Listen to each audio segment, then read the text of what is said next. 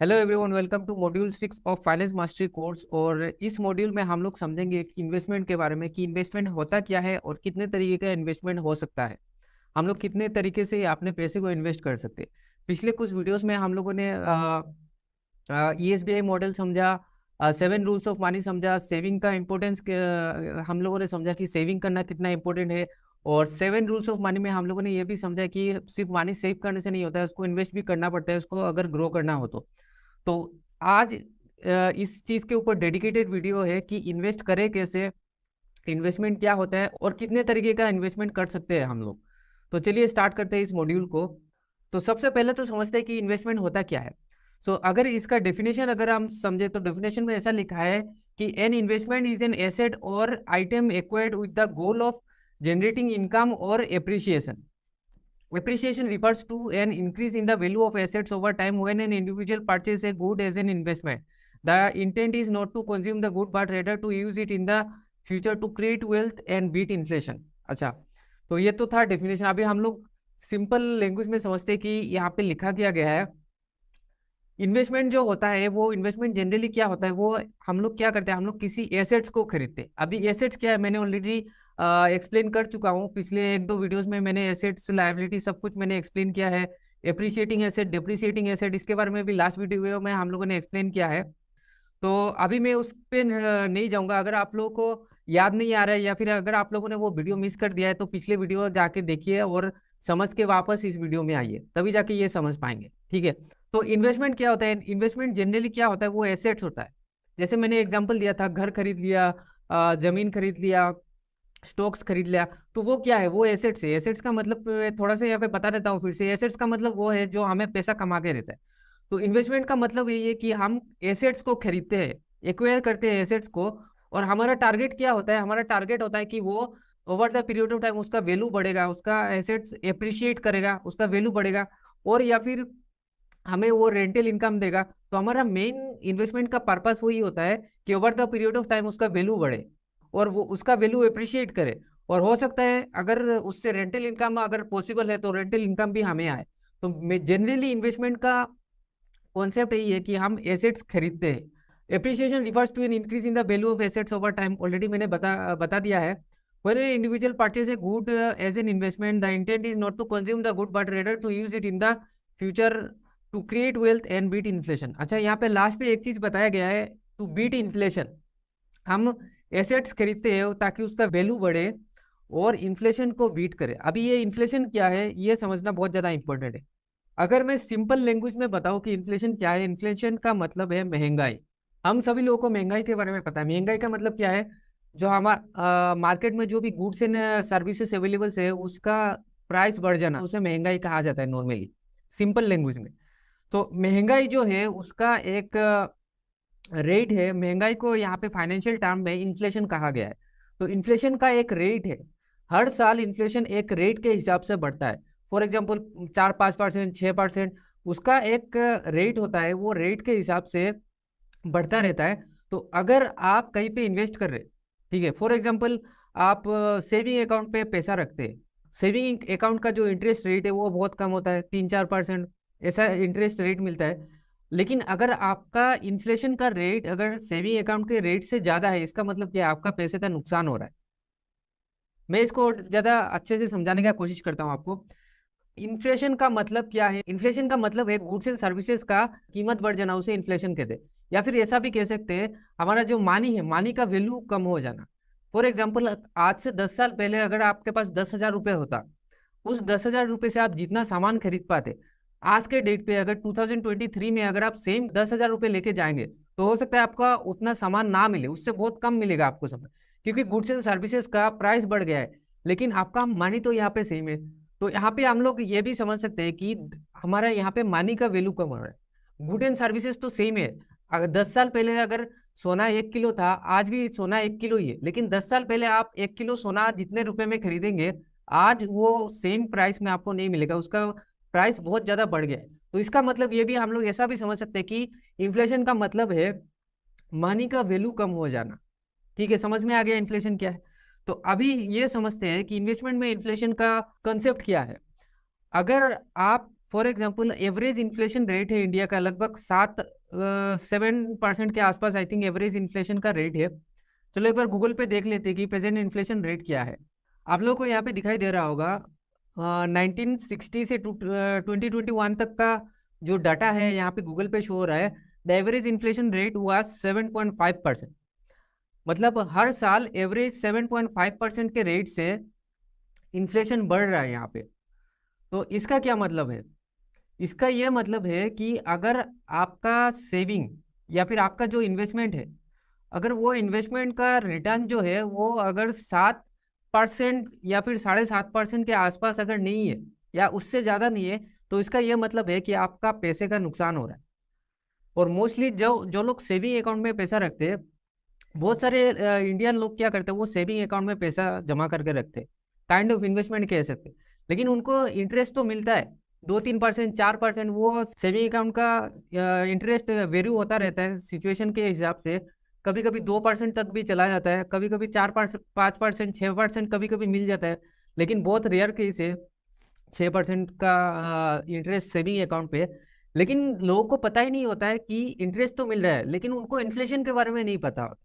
इसका मतलब यह है, अगर आपका सेविंग अकाउंट अगर आपको 4% का इंटरेस्ट दे रहा है, एवरेज हमारे पास डाटा है कि 7.5% के हिसाब से इन्फ्लेशन बढ़ रहा है। इसका क्या मतलब है? अगर आपका 7% भी पकड़ के चलते, अगर आप इन्फ्लेशन 7% है और अगर आपको इंटरेस्ट कितना मिल रहा है, 4% मिल रहा है, 4, 5, 6, 7, मतलब सीधा सीधा 3% का आपको नुकसान मिल रहा है। मतलब सीधा सीधा हर साल आपका जो अमाउंट है, आपका जो भी मनी है सेविंग अकाउंट में, वो हर साल 3% के हिसाब से उसका वैल्यू गिर रहा है। आपका पैसे का वैल्यू हर साल 3% के हिसाब से कम हो रहा है। अभी आप खुद सोच के देखिए कि फाइनेंशियल लिटरेसी कितना ज्यादा इंपॉर्टेंट है हर किसी इंडिविजुअल के लिए। लेकिन लोगों को इसके बारे में पता ही नहीं है, नॉलेज ही नहीं है। इन्फ्लेशन क्या होता है, इंटरेस्ट रेट कैसे कैलकुलेट करते हैं, उसके बारे में पता नहीं होता है। तो ये बहुत ज्यादा इंपॉर्टेंट है। अगर आप इन्वेस्टमेंट करते हो तो आपको इन्फ्लेशन को ध्यान में रख के उसका रिटर्न को समझना पड़ेगा। क्लियर है? तो ये तो था इन्वेस्टमेंट के बारे में कि इन्वेस्टमेंट होता क्या है।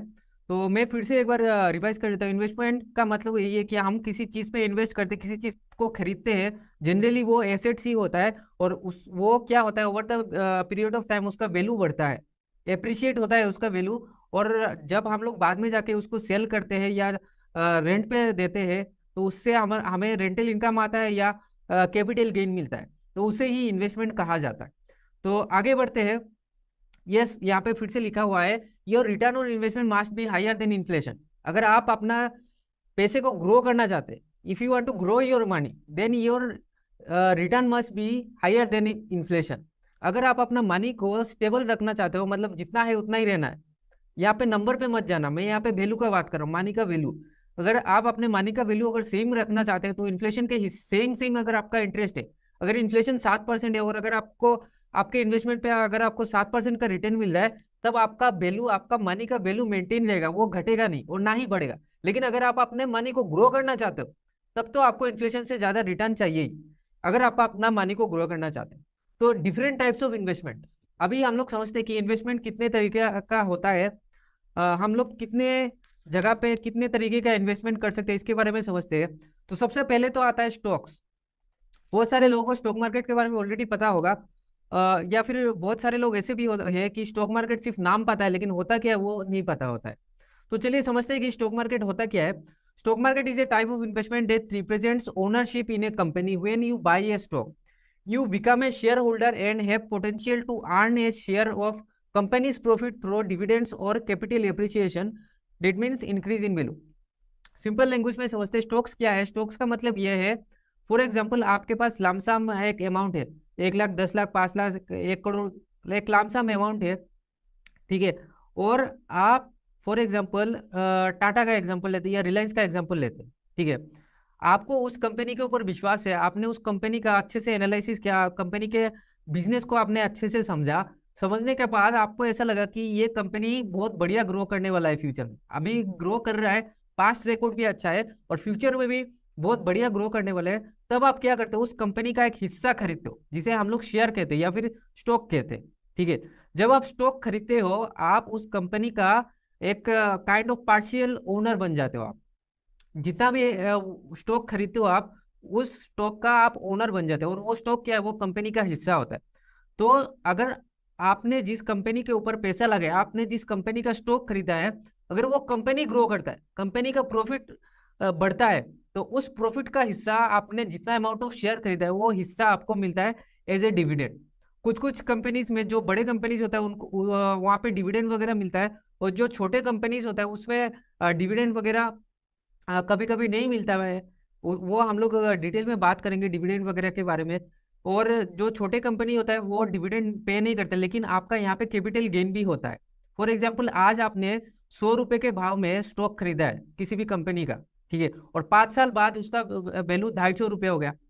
तो अगर आपने इस कंपनी का फॉर एग्जाम्पल 100 शेयर या फिर 1000 शेयर खरीद के रखा है 100 रुपए के भाव में, तो आपने जो भी खरीदा है आपने, वो 5 साल बाद उसका भाव 100 से 250 रुपये हो गया। तो अभी आप खुद कैलकुलेट करके देखिए आपका वैल्यू जो है, आपका वैल्यू कितना ज्यादा अप्रिशिएट हुआ, आपका कैपिटल गेन कितना हुआ, आप खुद समझ सकते हैं।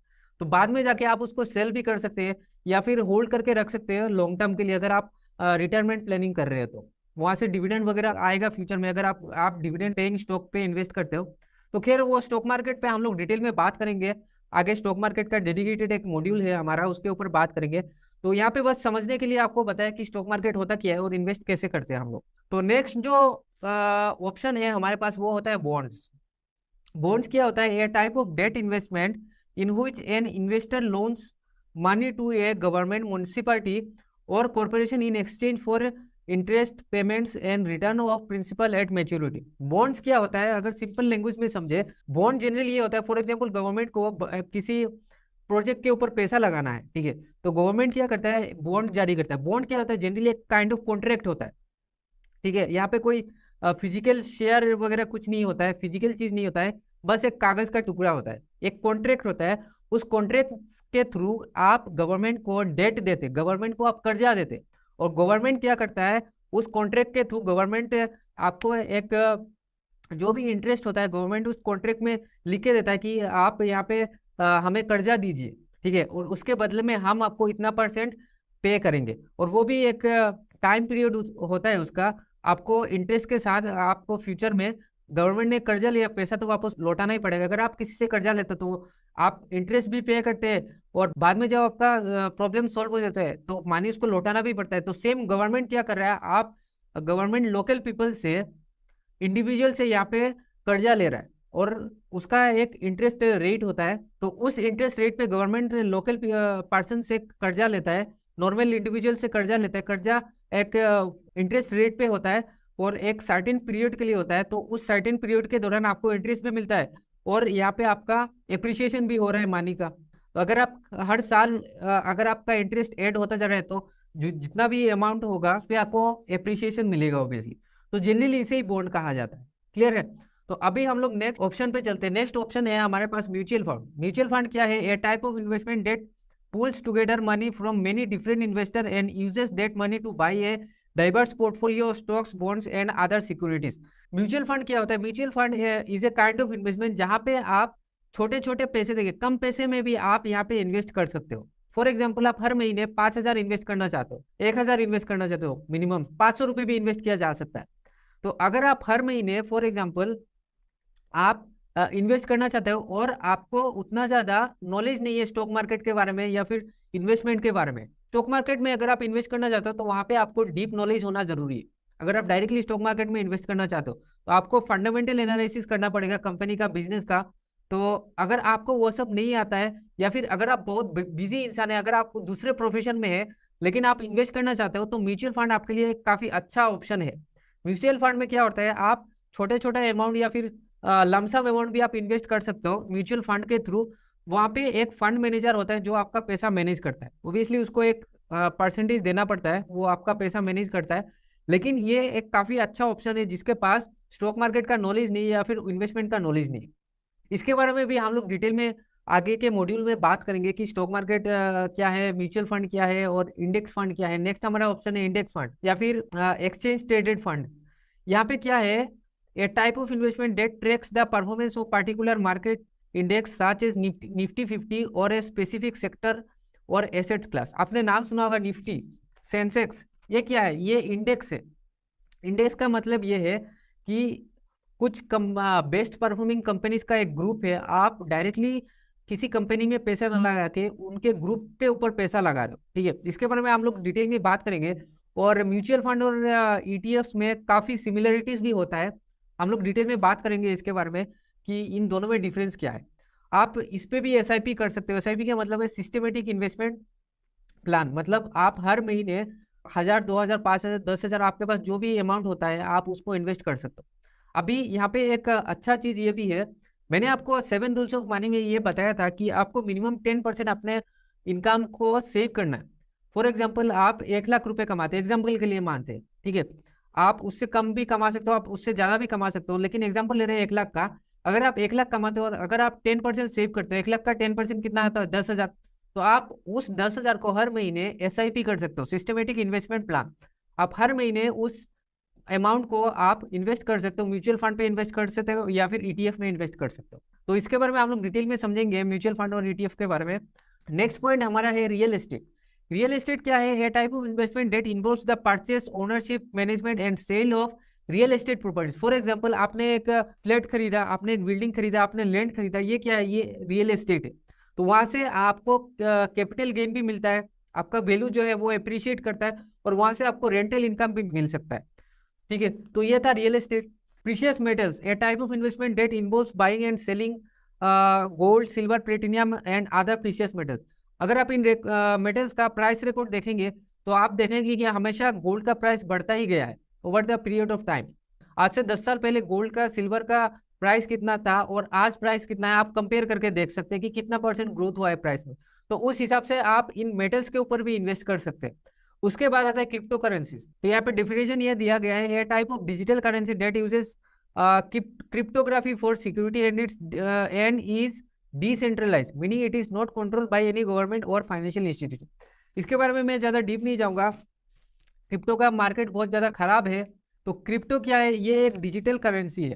तो आप बिटकॉइन का प्राइस देख सकते हैं, आज से 1-2 साल पहले कितना प्राइस था और आज प्राइस कितना है, बहुत ज्यादा घट गया है। ये बहुत ज्यादा रिस्की मार्केट होता है यहाँ पे इन्वेस्ट करना क्रिप्टो करेंसी के ऊपर। बहुत सारे लोग बैंकरप्ट भी हो चुके हैं क्रिप्टो पे इन्वेस्ट करके। ये बहुत ज्यादा रिस्की इन्वेस्टमेंट होता है। और मेरा ऐसा मानना है, आप किसी भी चीज पे इन्वेस्ट करते हो उसका अच्छे से एनालिसिस करना बहुत ज्यादा इंपॉर्टेंट है। नेक्स्ट जो है वो है सेविंग अकाउंट। मैंने थोड़ी देर पहले ही बात किया है सेविंग अकाउंट के इंटरेस्ट के बारे में और इन्फ्लेशन के बारे में। तो सेविंग अकाउंट पे भी कुछ लोग पैसा लगते हैं, और ये जो है ये लो रिस्क इन्वेस्टमेंट है, that offer fixed return in the form of interest. लेकिन अगर आप अपना पैसा ग्रो करना चाहते हैं तो इस पे पैसा ना रखना ही अच्छा है। वो थोड़े बहुत काम के लिए आप अगर, जैसे कि मान लीजिए आप इमरजेंसी फंड अगर क्रिएट करते तो वो आप सेविंग अकाउंट वगैरह पे रख सकते हैं। अभी ये इमरजेंसी फंड क्या है वो हम लोग आगे बात करेंगे।